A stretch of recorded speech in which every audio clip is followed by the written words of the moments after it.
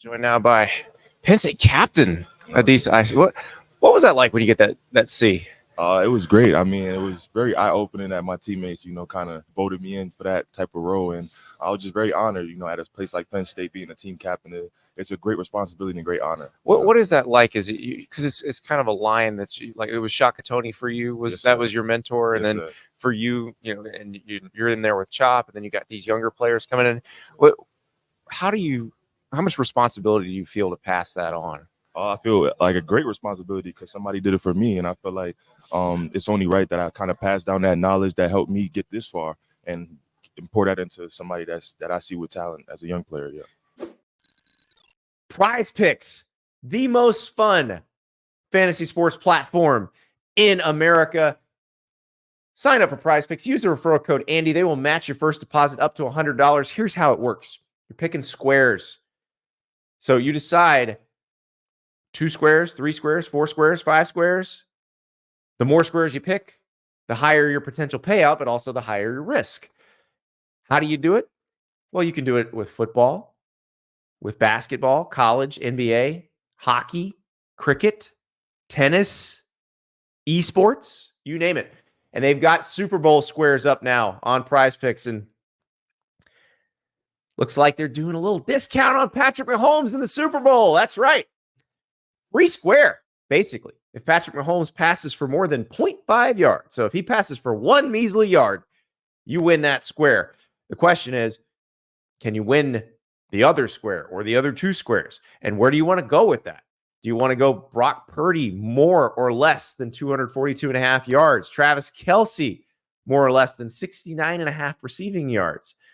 They also got some goblin and demon ones. The demon squares are interesting, little harder to get, but they pay out better. Goblin ones, a little easier to get, they pay out less.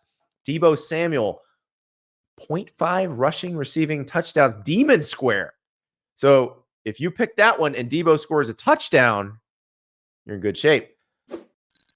When you look back on your career, what is the one memory or that sticks out, or the one time? It didn't even have to be a game. It could be practice, could be anything. But what's the one thing that you think, man, I'm going to miss State College?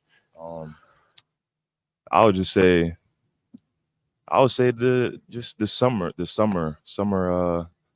times at the Creamery. I would say because we go with some of my teammates, the D line. We all go after hard practice. We head to the Creamery and just bond and have a good time. And those are some of the memories that I can't forget. It's just great times at State College. So what is your go-to Creamery flavor?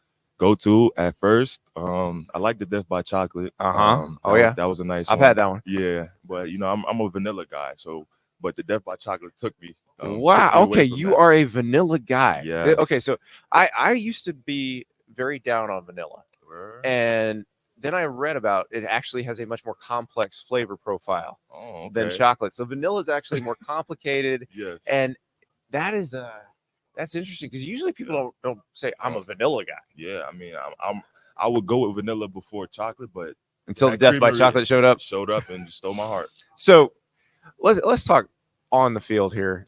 This season was not exactly what you guys hoped for, but still very good. What does Penn State need to do to kind of get over that hump? Honestly, we just have to stay consistent and keep doing what we've been doing. I mean, it's not like I said, it's not like we had a bad season, but we have bigger goals and our standard is way higher than that.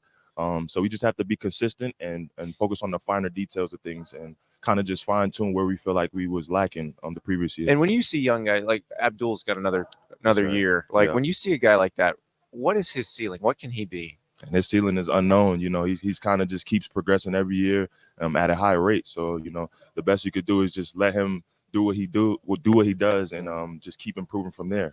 Well, let's talk about your path now. So you're headed to the NFL. What has this process been like for you so far? It's been great. I mean, just meeting all these great players, these like-minded individuals, these great coaches, and just keep growing and learning and how to be a pro. Because that's where I'm trying to head. That's where I'm trying to be at. And just enjoy the experience. Try not to think about it too much and just kind of flow with it and have fun. So who's been your favorite offensive tackle to go against so far? My favorite offensive tackle to go against, I would say, is Michigan left tackle and Oregon State right tackle. There you go. Yeah. So all right. Those are my So two guys. this year, Ladarius. Yes, sir. All right. Yep. Appreciate it. All right. Thank Thank you. I appreciate that. Thanks. Bye-bye. All right. Thank you so much for watching. Just a reminder, subscribe to this channel right here so you never miss an episode of Andy Staples on 3. And oh, by the way, watch all the other great videos on the On3 Sports YouTube channel.